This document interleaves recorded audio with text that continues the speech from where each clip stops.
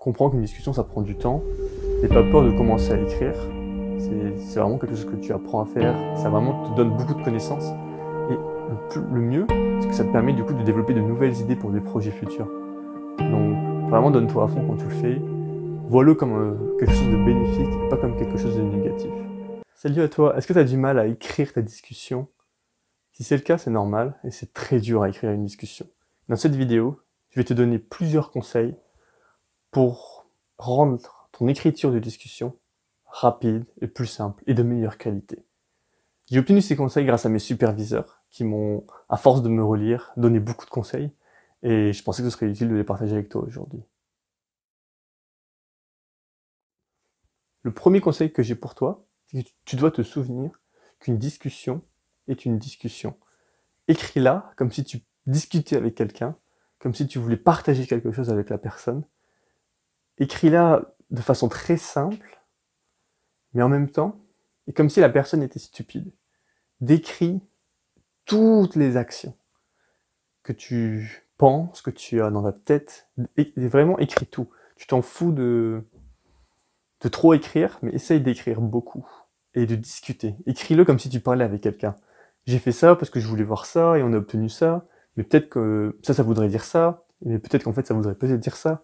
Et discute, écris tout, franchement, c'est juste une histoire de... N'hésite pas à te lâcher, lâche prise, c'est ça qui est important dans ta discussion. Laisse ta créativité faire le job. La deuxième chose, c'est de le décomposer pour le faire super simple. Décompose chacune de tes pensées en phrases et en sous-pensées. Décris ce que tu as fait, quoi, comment tu l'as fait, pourquoi tu l'as fait, ce que tu penses, ce que ça veut dire, etc. Décris vraiment tout sur chacun de tes résultats. Et décris tout.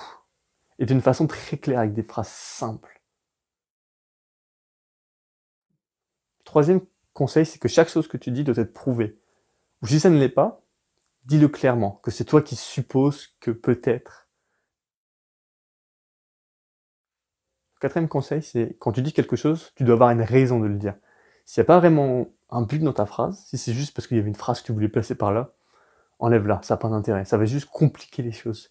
N'aie pas peur d'enlever des choses que tu as lues dans la littérature à un moment X, tu t'es dit « Oh, c'est sympa, cette phrase-là, c'est super important, faut que je le mette dans ma discussion parce que je vais avoir l'air intelligent. » Non, on s'en fout ça.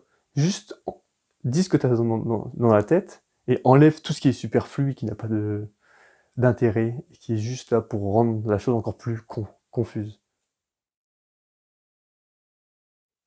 Le cinquième conseil, c'est pour écrire.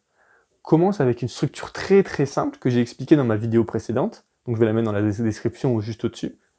Et après, va plus spécifique et commence à t'étaler sur cette structure. Le sixième conseil, c'est que tu dois être un scientifique honnête.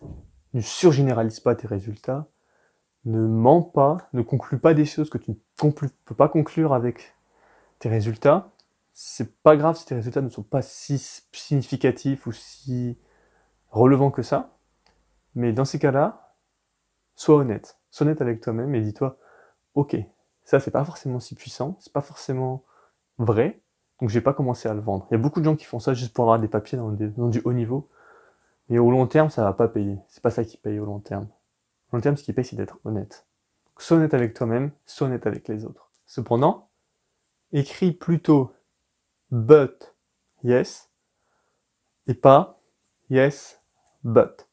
Par exemple, tu peux écrire malgré la résolution limitée de notre microscope, nos résultats sont assez convaincants. Et pas dans l'autre sens. Nos résultats sont un peu convaincants, cependant notre microscope a une résolution limitée. C'est pas mentir sur les résultats, ça c'est différent. C'est juste écrire la phrase d'une façon. Tu dois pas écrire d'une façon que tes résultats ont l'air faux. Tu dois pas permettre aux gens de douter ce que tu dis. Si tu dis quelque chose et qu'après tu dis l'opposé, là les gens vont douter, ils vont se dire « Ok, qu'est-ce qu'il veut dire? Est-ce que ça a vraiment du sens? Est-ce que ces résultats veulent dire quelque chose ?» Sois honnête et écris d'une façon claire, sans confusion. Et la dernière chose, c'est que comprends qu'une discussion ça prend du temps. N'aie pas peur de commencer à écrire. Va voir ma vidéo sur comment la structurer, ça va vraiment te soulager, te lever un poids.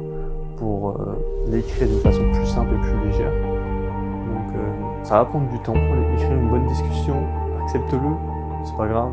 C'est vraiment quelque chose que tu apprends à faire, ça vraiment te donne beaucoup de connaissances. Et le mieux, c'est que ça te permet du coup de développer de nouvelles idées pour des projets futurs. Donc vraiment donne-toi à fond quand tu le fais, vois-le comme quelque chose de bénéfique, pas comme quelque chose de négatif. Et si tu as aimé cette vidéo, presse sur le like button, abonne-toi, et je te dis à la semaine prochaine pour une nouvelle vidéo. Ciao.